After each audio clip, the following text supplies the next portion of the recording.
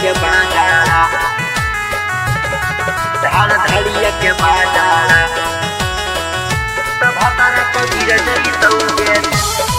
धान धड़िया के बाजारा धान धड़िया के बाजारा मिक्स बाय विकास बिहारी। हे गे जाही तो काना के नहीं सुत पैमी सैया के पाजारा हे गे सैया के पाजारा तब हतारा पगिर जैतौगे छाउड़ी धड़ धड़िया के बाजारा तब हतारा पगिर जैतौगे छाउड़ी धड़ धड़िया के बाजारा हे गे जैसे कानो हियो धोबै तो राखी के काजारा हे गे अखी के काजारा तब हतारा पगिर जैतौगे छाउड़ी धड़ धड़िया के बाजारा तब हतारा पगिर जैतौगे छाउड़ी धड़ धड़िया के बाजारा धड़ धड़िया के बाजारा धड़ धड़िया के बाजारा म्यूजिक बाय विकास राज तब हतारा पगिर जैतौगे धड़ धड़िया के बाजारा मिक्स बाय विकास बिहारी। हे गे कहियो नहीं सोचलियो ल जइही छतिया पर लतिया मार गे तू किराना में नियर निकल जइही छिनार गे हे गे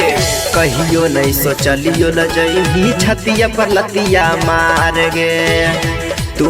किराना में नियर निकल जइही छिनार गे कैसे गेलो मिलावल छी हतारी दोसर से नजारा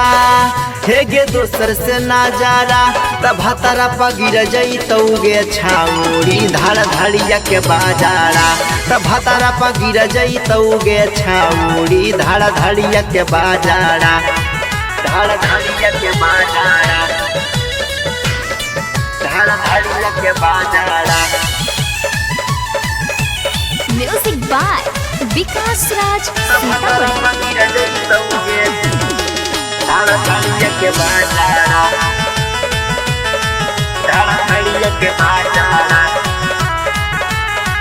कवने कसूर कहीं दोसर से सागैया गे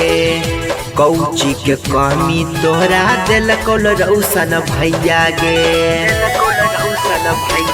हे गे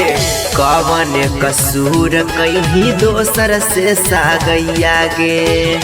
कौची के कमी दिल कोल तोरा करन मगहिया गे विकास बिहारी कहो कहीं झूठो के लाफाड़ा गे छौड़ी झूठो के लाफाड़ा तब हतारा पगिर जैतौगे छाउड़ी धड़ धड़िया के बाजारा तब हतारा पगिर जैतौगे छाउड़ी धड़ धड़िया के बाजारा। जहरा music recording studio Sheikhpura Dhanaur.